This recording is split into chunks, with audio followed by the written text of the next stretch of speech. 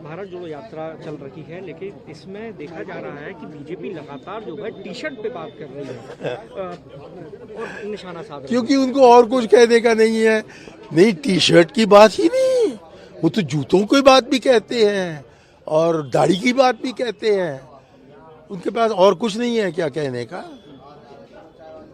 राहुल गांधी कह रहे हैं कि जहां नफरत फैला जा रहा है, प्यार की जरूरत है, कि अमन की जरूरत है, कि एक दूसरे किसके साथ भाईचारा की जरूरत है, और बजाय इन चीजों पर बात करने की टी शर्ट पर लगे हुए हैं, दाढ़ी पर लगे हुए हैं, जूते पर लगे हुए हैं।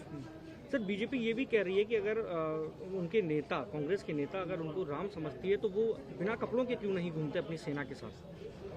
इस सवाल का जवाब मैं नहीं देने वाला। सर, आज खड़गे जी ने यहाँ से मंच से संबोधन करते हुए कहा कि लगातार महंगाई बढ़ रही है और जो बेसिक नीड थी वो कमजोर पड़ गई। अब लगातार 24 को लेकर भी कांग्रेस तैयारी कर रही है। देखिए, इन सब बातों के बारे में कुछ न कुछ चर्चा तो होती रही है, लेकिन हमने कह दिया है, राहुल जी ने स्पष्ट कर दिया है कि यात्रा के दौरान वो भारत को जोड़ने में लगे हुए हैं। उसके बाद आएगा राजनीति का मौका और उस समय गंभीरता के साथ इन विषयों पर हम चर्चा करेंगे।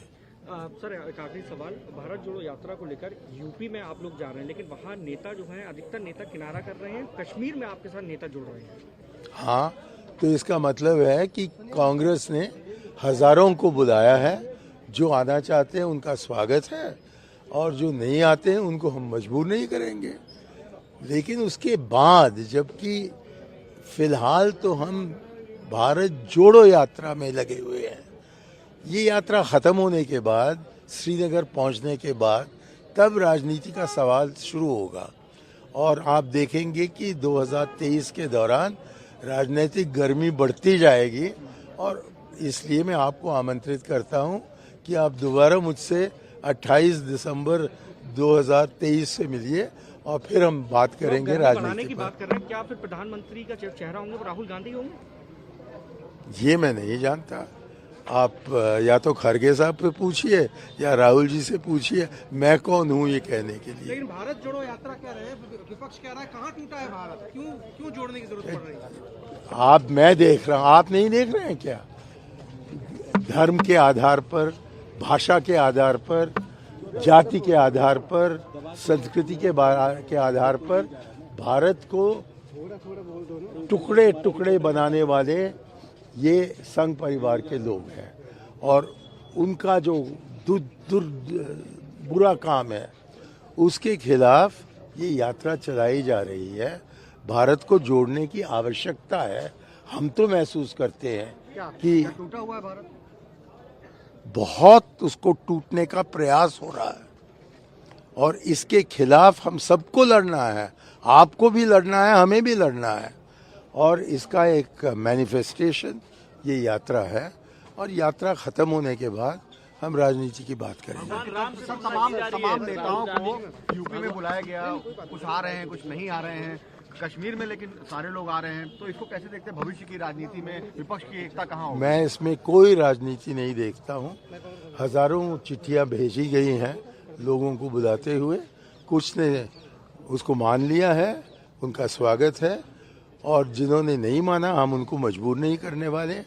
ये यात्रा खत्म होने के बाद विपक्षी ने पार्टियों की एकता के बारे में प्रयास शुरू होगा और हम देखते हैं अगले साल तक कि हम कितने कामयाब रहे हैं। तो आपको मैं आमंत्रित करता हूं कि 28 दिसंबर 2023 को आप दोबारा यहां आइए और मुझसे यही सवाल कीजिए। प्लीज, क्या कहा आपने? मैं ये आप सलमान खुर्शीद से पूछिए। सर, जिस तरीके से कहा जा रहा है, बीजेपी कहती रही, मोदी जी कहते रहे कि कांग्रेस मुक्त भारत, और इस बीच में भारत जोड़ो यात्रा, दोनों का कैसे आप तालमेल देखते हैं? इसका मतलब है कि वो उसको मुक्त नहीं कर पाए हैं और हम जुड़ पाए हैं, बस।